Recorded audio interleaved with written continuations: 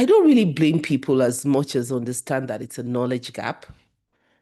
You may be speaking with an engineer where they're fixing a fault, but you realize that no real planning has gone into solving that, fixing that fault. So you go there and you say, okay, I need to replace a transformer. Okay, what of the works, the engineering works that need to be done? What of the recabling? So you have not really gone to the site to assess what is needed to restore supply. And that makes for inefficiencies. And we've seen this problem extrapolated even across the sector. We need to see the value chain. The problems must be solved from end to end. So even if you say, okay, I want to bring in this capacity worth of generation, as you say, who's going to take it?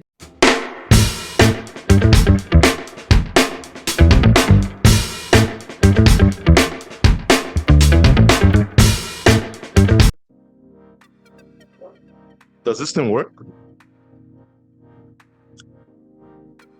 In 1972, Anez Okoro wrote a book titled 1 Week, One Trouble. While we're not discussing the book today, many Nigerians would argue that it is in fact one day, one trouble. A lot of people see problems and think this is broken, and while some see the same problem and ask, why was it designed this way in the first place? My guest today is one of those such people. He spent her career working across Europe and Africa, transforming state-owned enterprises and advising boards. What makes her different is how she thinks. For her, power isn't just about power plants and power lines, it's about whether a country works. Today, we're asking, why do African countries continue to adopt models that don't work and that don't fit reality? If you've ever wondered why some countries get it right and why some countries don't, this episode is for you. Welcome to Connecting the Dots. I'm Emeka Okpukpara Jr., and my guest today is Barrister Olajumoke Delano. She's a former head of regulatory and government relations at AEDC and the current board member for Graced Energy Professionals for Africa. Jumoke, how are you? I'm great, Emeka. It's great to be here on Connecting the Dots once again. Your career has been quite interesting. I'm sure the people you sat with in law school probably have very different careers. Could you walk us through that process, how you went from being a lawyer to now being a really an energy expert? Thank you, Emeka. That is quite an interesting journey, spanning, I think, over 30 years now.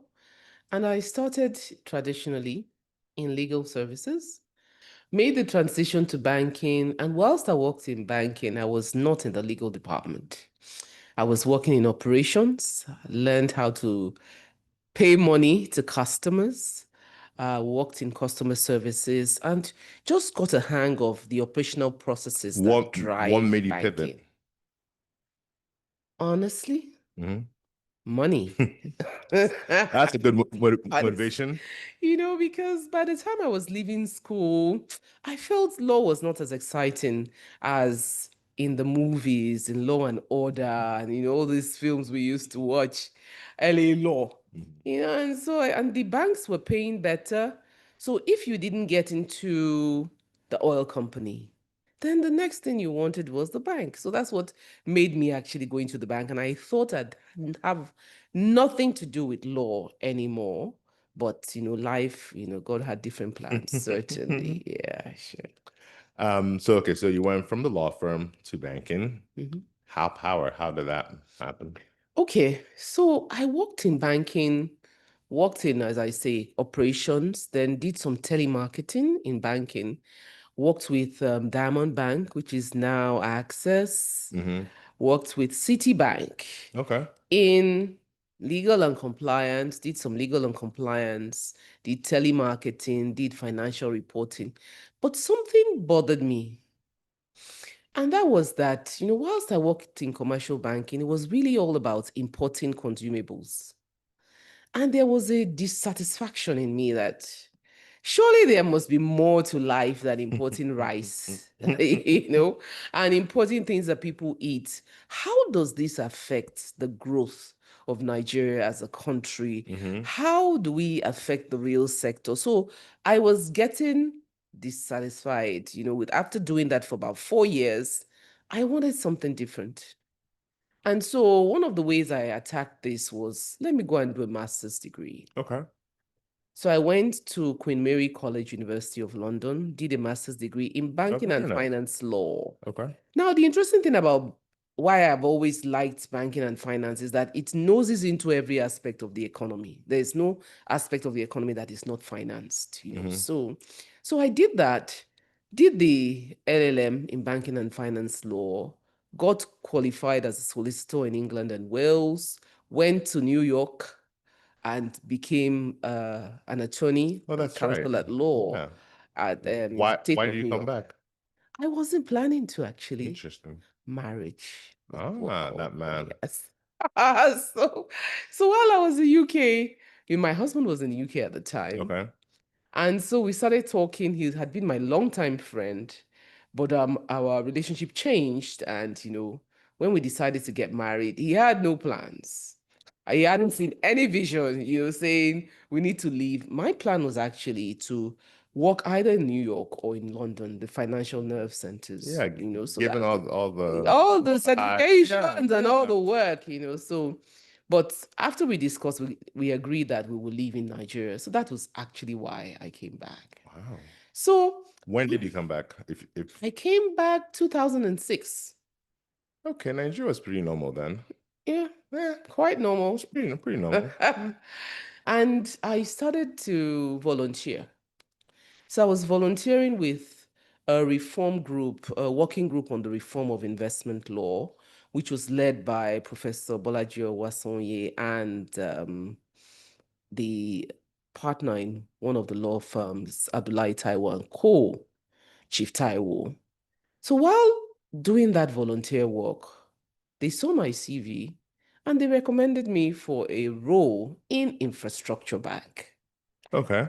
So I interviewed for the role and got it, and now started working as an investment officer, legal officer, moved to heading the investment legal department, moved to being alternative company secretary, and so that was how I came into investments and infrastructure. And I found it very satisfying because there's just such a tangibility, to working in infrastructure, because there was no water, now there is. There was no light, now there is. Yeah. There are jobs, so there's very transformative. Very transformative, and the impact gladdens your heart, says, oh, this work I'm doing actually makes a difference in the lives of people. So that was how I entered into infrastructure. Did that for about 6 years, and then I was at a party. A 50-year-old, my boss at that time, the CEO, was having his 50th birthday. So we're at the dinner. And the lady I sat beside, so go to dinners, the lady I sat beside, who had also recruited me for the job at Infrastructure Bank, said, okay, there's this role that is in Abuja Electricity, and I think you'd be a good fit. Do you think you'd like to interview for it? So it's like, now the interesting thing was, before that, I'd taken an interest in power because I just felt this power is not rocket science. It's not. There must be a way to figure out. And instead of waiting for people to come and fix the problem, we should be able to fix it. Yeah. We shouldn't wait for other people. We travel abroad all the time. How have they been able to fix it? So I had even applied for a fellowship in economic development, power, in the Hubert Humphrey fellowship. Now, the interesting thing, that was another interesting story for me, because I applied for the fellowship and traveled to the US. As I arrived in the US, I saw an email inviting me for an interview in Lagos. Oh, wow. In a week's time or in 2 days' time. And that was pre-COVID. So the idea of online meetings had not caught on. So despite my numerous appeals to do it online, they said I should apply the next year. So I just forgot all about it. But so when this opportunity, I was like, yes, So when the opportunity came to actually be chief legal officer, company secretary in a utility company, I jumped at it. I was like, wow, Yeah, why not? Surely. Yeah. No, it's super interesting because my journey is a little bit similar. You're a lawyer, I'm an economist. I moved back and I thought power was definitely all about engineering. But then you realize it's just people Yeah, and systems and being able to absolutely. design projects that make sense. One of the earlier podcast episodes of this series, we interviewed a professor from MIT called Jason Jay, and his real focus is around systemic investing. That a number of times people design projects in the developing world and they just do it based on, I want to put a power plant here. Not having done the work of who would be the off-taker, who would like more or less do the entire value chain from start to Absolutely. finish. And it sounds like that's how you think about problems as well in the power sector. So as chief legal, and obviously afterwards, I'm sure you've seen projects you're like, this doesn't make sense. So how do you convince people, well, to do those things that they should be doing? So really, I don't really blame people as much as understand that it's a knowledge gap. And even in Abuja Electricity, those whilst I work there, you may be speaking with an engineer where they're fixing a fault. But you realize that no real planning has gone into solving that, fixing that fault. So you go there and you say, okay, I need to replace a transformer. Okay, what of the engineering works that need to be done? What of the recabling? So you have not really gone to the site to assess what is needed to restore supply. So you need a transformer, but perhaps other than the transformer, you need other things. And that makes for inefficiencies. And we've seen this problem extrapolated even across the sector.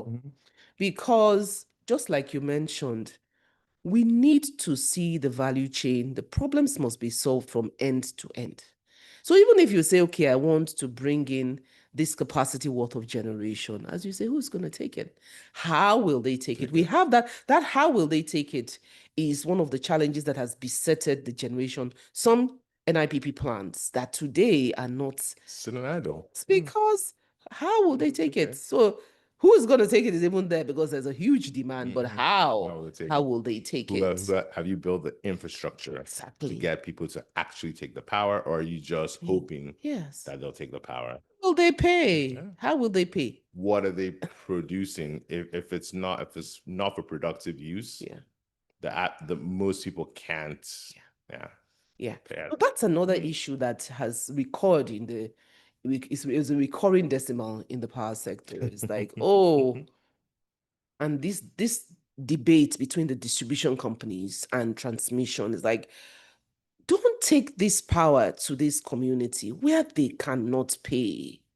Take this power to my load center where, so there's a whole conversation. The interesting thing about the power sector is that while there are so many different pieces owned by different people, it's a chain. If one doesn't work, the other can't work. Everybody's. And even just the conversation of NISO, the split between the TSP and now you have the system operator. Yeah. Everywhere in the world, those those groups are separated. They're two different companies. The market owns the system operator because they're the ones that operate the market, as opposed to here where it was joined together. So if you're operating the system and your friends at TSP misbehave, you can't find them because you're under one company. Yeah. So now this separation should improve how things are done. And that really just boils down to the governance of it and ensuring that happens. But I also think from how things have worked in Africa as opposed to other locales, a lot of projects people bring to Africa are just designed on how it works in Europe and in North America. And when they show up, some people buy it hook, line, and sinker, and they try to implement those type of projects. Is there, from your experience, how can Africans and be a bit more mindful in ensuring that doesn't happen? So we're back to this knowledge gap Mm. and the need to ensure that the right people are in the room when those discussions are taking place. People can't do more than you have equipped them for. Are the right people in the rooms where these discussions are being taken place? So if the right people are not in the room, to the extent of the capacity, they will then, the right stakeholders. The other thing about force-fitting a design is also about the funder. Sometimes funders, donors have their own impact they're trying to make with a particular project. So you need to have a conversation that ensures that there's a synergy between the funding that the donor or the lender is bringing and your own objective. So whilst you are sometimes, well, I want this funding, so I want to do whatever is required to get it, but it must meet your own requirements. Yeah. Otherwise, there's going to be a misfit. Yes. But isn't that the approach that you have? For instance, the programs that we've run through all have a logical framework that says these are the things that this program must do over the next 5 years. Speaking about Power Africa or UK NAV, very clear on what they must accomplish. Now, what makes it tricky is someone has done their log frame to do this. Yeah. You're the receiving agency. And instead of saying, no, this doesn't make sense, because we're trying to create jobs and trying to create support, we take it. And sometimes those things end up just being things that end up on a shelf because you do all these fantastic projects, but now trying to implement it, it doesn't work.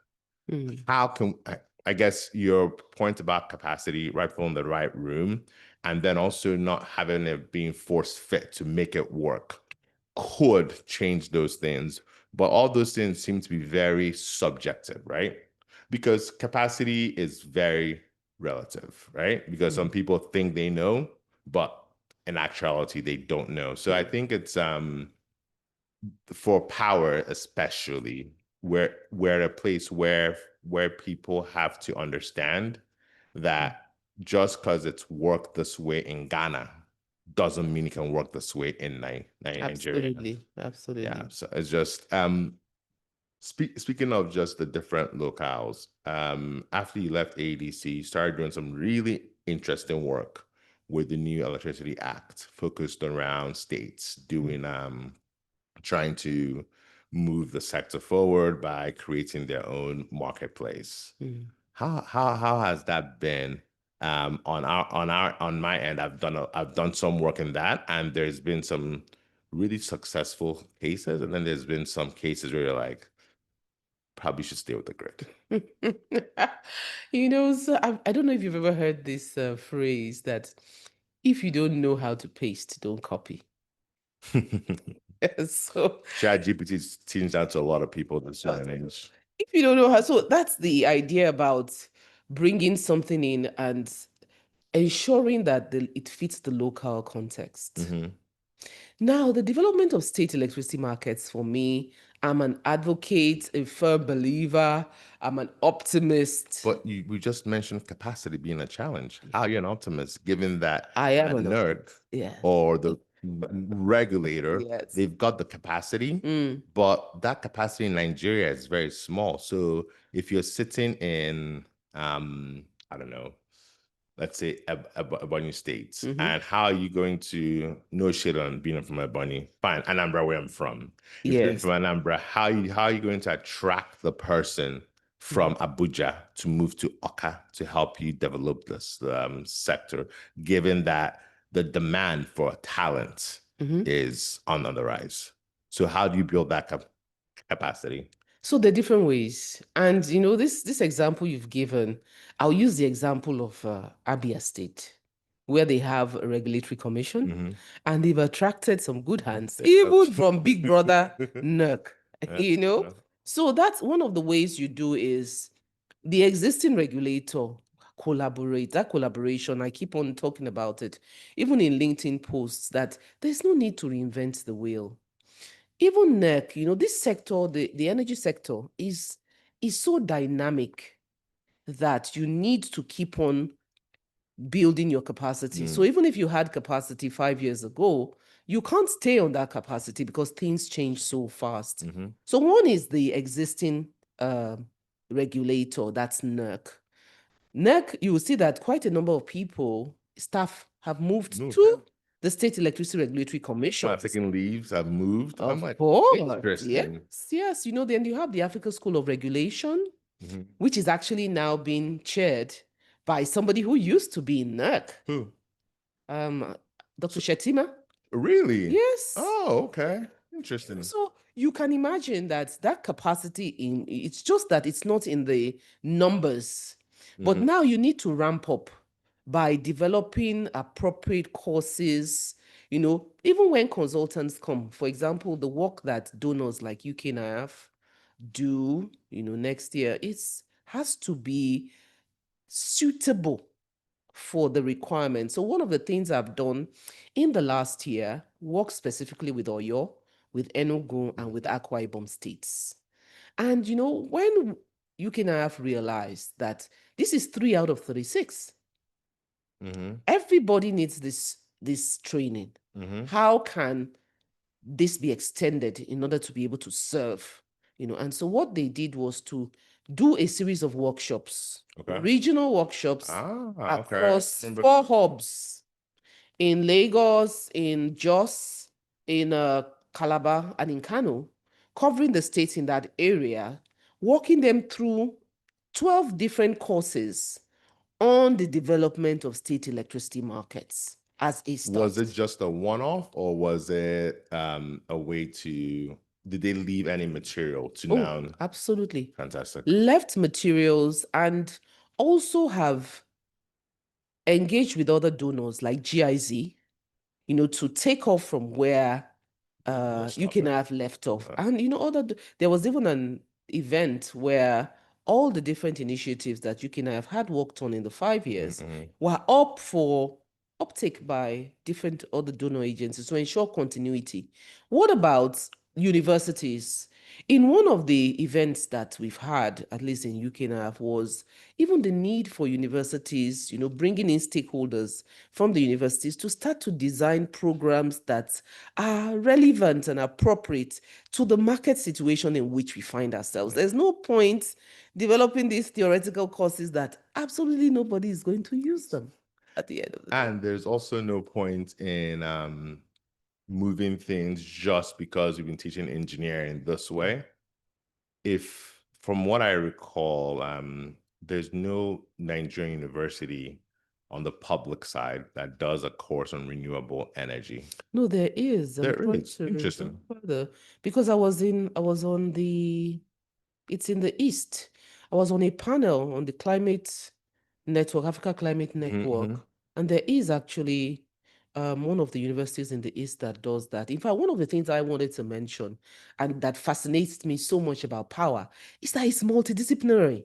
Yeah. So the engineers they want to claim ownership of power, but it's not true. I mean, we lawyers, we have our own space, the economists and the engineers, accountants. Everybody can find their place it is such a dynamic area, and the multiplicity of expertise required to be able to deliver a project also ensures the sustainability of those projects. Yeah, no, that's completely correct, because remember GIZ did the IMAS projects those were the first iterations of mini-grid back in 2013, 2014. And a number of integrated mini-grid accelerator scheme. Yeah, something came out of that around anchor customers. If you're not productive, unfortunately, people like power, but actually, if you're not using it to make money, your willingness and ability to pay reduces. Yeah.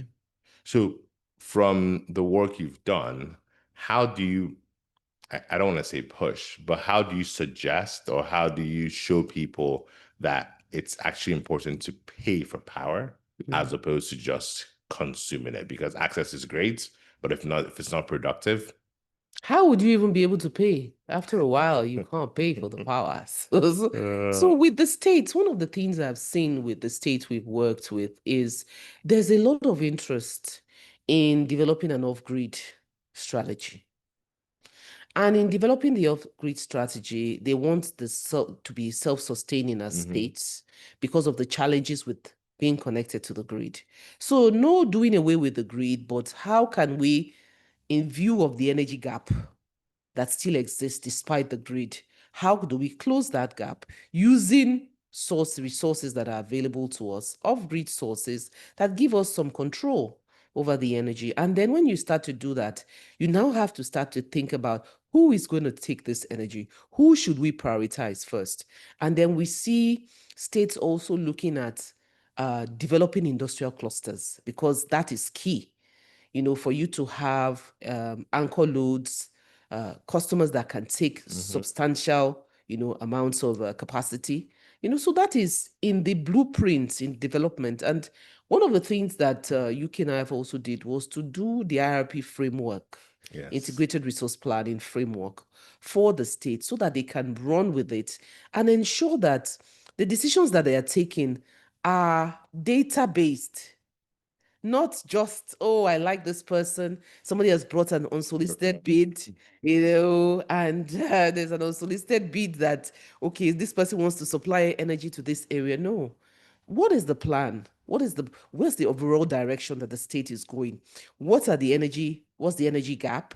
What will it be? How will it grow over a period of time? What are the resources that are local? What are the generating plants that are close, that they can optimize, to be able to meet their energy demand, so that there is a very structured and systematic approach to addressing, the energy challenges within the state? But I enjoy the fact that we've talked about you can have quite a bit, because they've been very intentional with getting work done. And I've been part and parcel of that process for a little bit. But I've also realized that sometimes data, what you're getting from a utility and what is actually happening are two completely different things. Yeah. How do you marry those conversations? So data is the big, big deal, big challenge. And I agree with what you've said, because working in a utility and ensuring the consistency of data from month to month was an ongoing, issue in the regulatory department, ensuring data integrity. Yeah. But you must put in the parameters to be able to check. And the regulator also has some dashboards, and they have a way, that's NERC, I'm talking about NERC now. They have ways of comparing your data from month to month. Yeah. So that's one. The other thing is consolidating the different data sources and using them as checks and balances against each other. So you have an agency like Rural Electrification Agency that has done a lot of work in the bid for you to develop mini grids. You need data. And so they have not relied on disco data. That's why they've done the Odyssey, all the different that they've more or less taken the agency of saying, I must do it, because I spoke with another company recently also, that what they're trying to do across energy and just oil and gas and power is to consolidate the data in a system that is available on the web, that allows people to validate, because decisions are only as good as the data from which you've made those decisions. So interestingly enough, we've done some support on helping a utility clean up its data.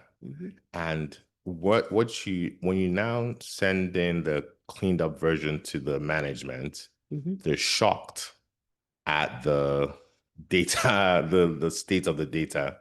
But then you talk to the people who are inputting it in, they don't quite see the big picture.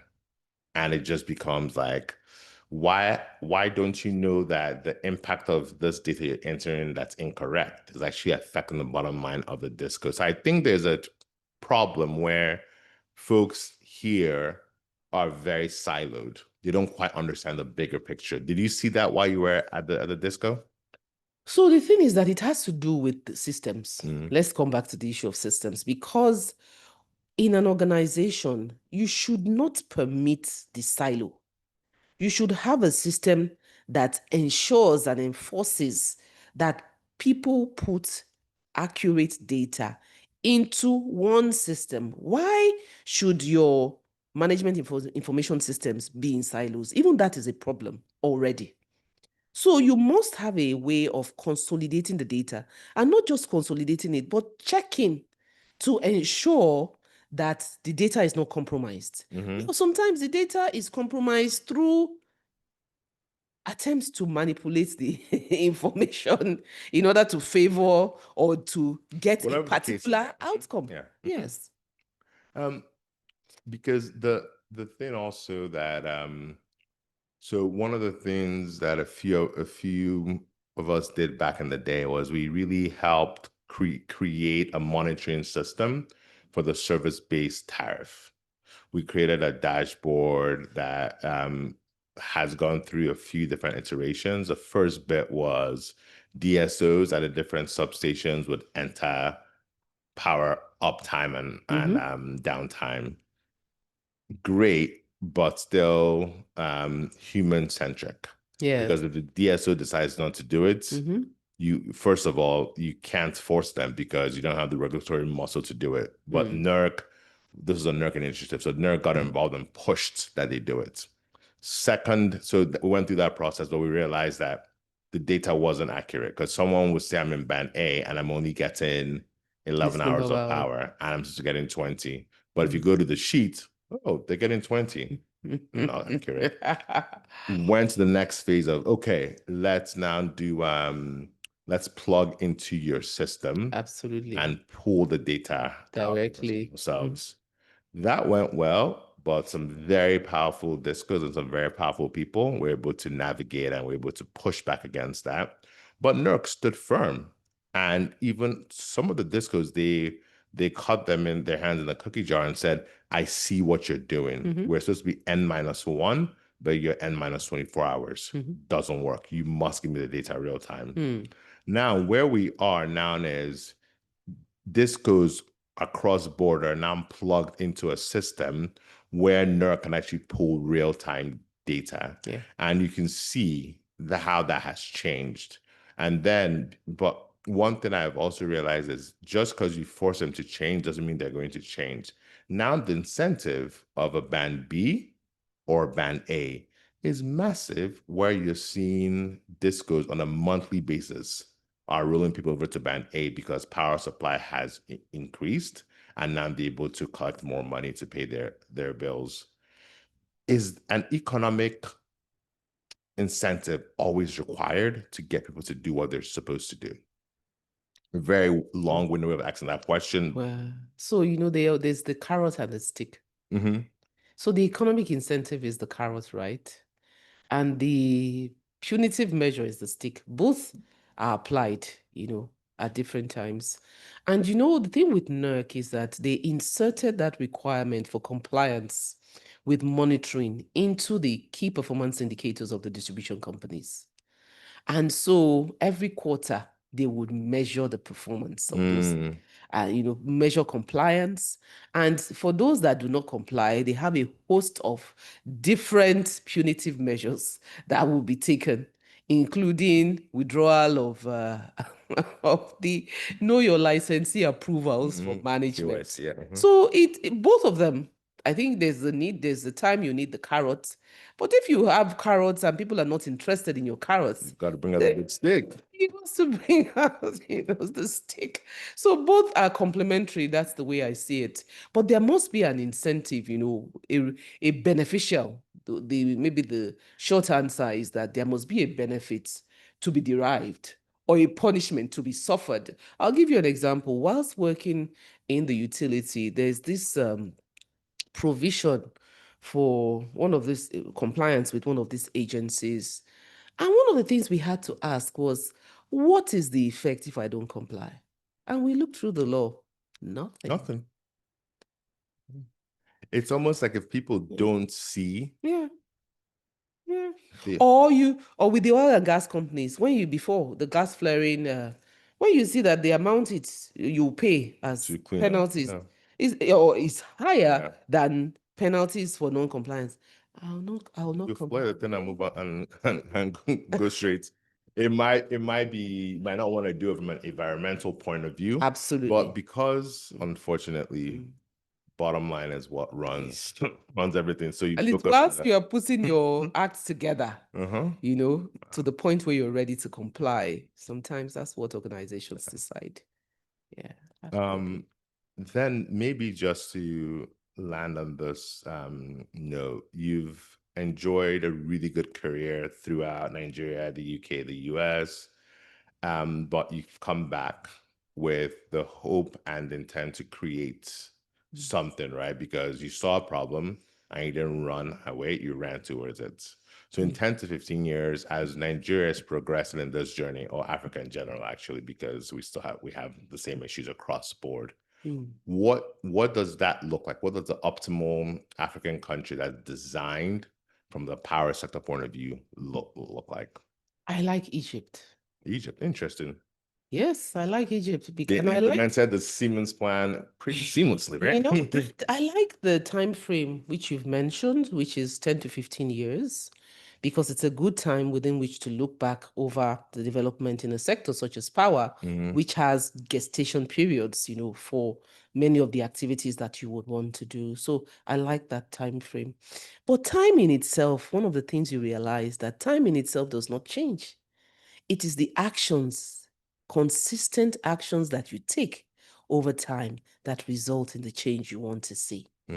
So we see that though Egypt was, government initiated, but consistently with a focus on the vision, you can have 99%, availability uptime.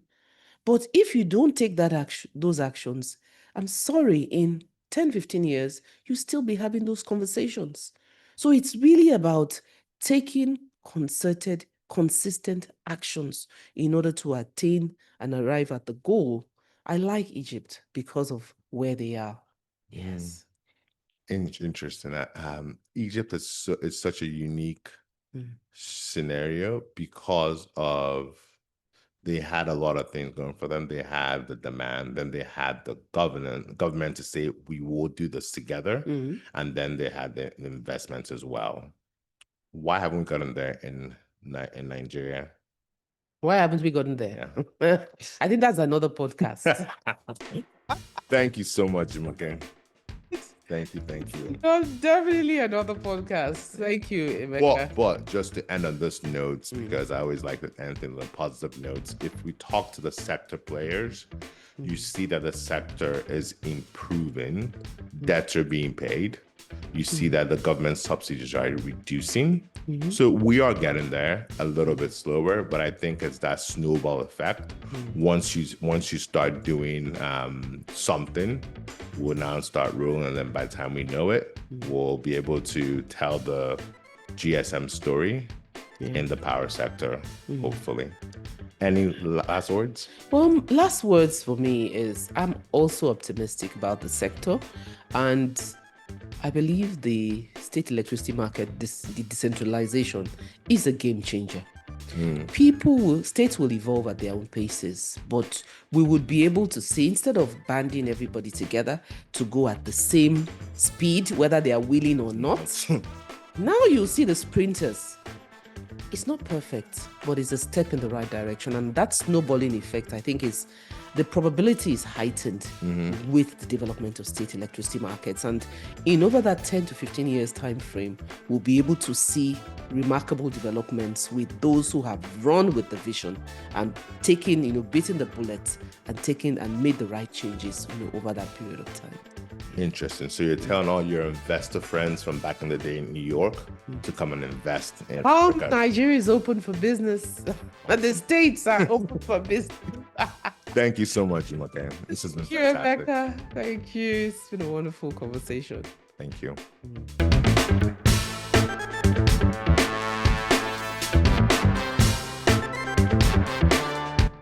This podcast is brought to you by Next Year Capital, committed to driving conversations that shape Africa's energy future. Please subscribe, share, and stay tuned.